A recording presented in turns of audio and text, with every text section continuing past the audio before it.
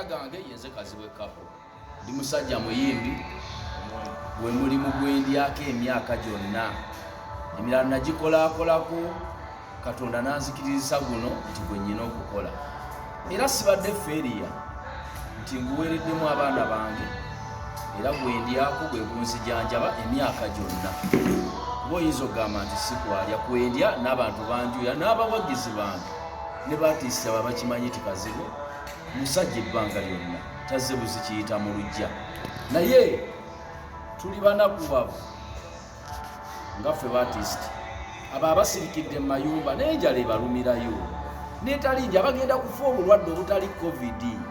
gwejja kufa ku covid yekka ng'omulala afa musujja omulala afa kafuba omulala afa magulu gegamuluma abantu bangi balwadde ne tebakyalina ssente za bujjanjabi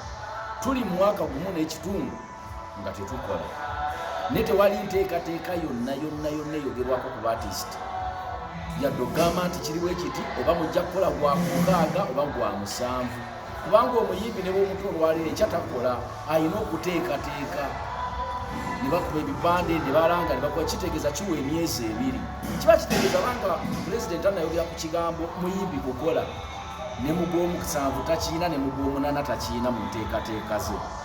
abantu mu butale bajjudde abantu ku masomero abaana abato kubanga basinga effujjo tebamanyi emyaka gikyali mito bali ku masomero abantu nasema masiki biribisira nga essomo lyepiseeko nga bazambadde siwulirayo baana bafudde abantu buli wamu wajjudde mu paaka wajjudde buli kimu kyateebwa naye sekita y'okuyimba n'eyebbaala zo zakwatibwa kyesimanyi gavumenti eno kyenjibuuza covid-19 ayita mu muzindaalo mu microphone ayita mu kuyimba oba tulina musango nga boga nti mukasaba afuna yabemwesimbako nga muyimbi wewaava omutawaana bwensuubira bwekirabise kati kubanga abatamwesimbako bonna ab'obutale bakibakola kitegeera bulungi ate nga lyali ddembe ly'omuntu nga munnayuganda nga bulijjo ne balooya bwe bamwesimbako siwulirangayo kyembaazi ziggaddwa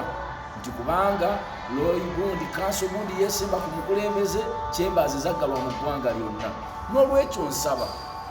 gavumenti eno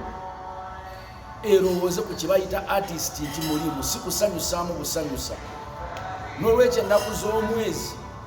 nga 7 ku Lwokutaano tuyita baartisiti bannaffe mwenna buli omu gyali be tutayimukiremu mulimu gwaffe mujje twekalakaasa okwekalakaasa okw'emirembe mujje ku kalenda twekuŋŋaanye twekalakaasa okwekalakaasa okw'emirembe tutwale ekiwandiiko kyaffe okuba nga tuli mu bungi tugende ku palamenti tukitwale sipiika nti tufiira mu mayumba tujja kwetuulako abaana baffe baleme kusoma kati baata abaana bacandidates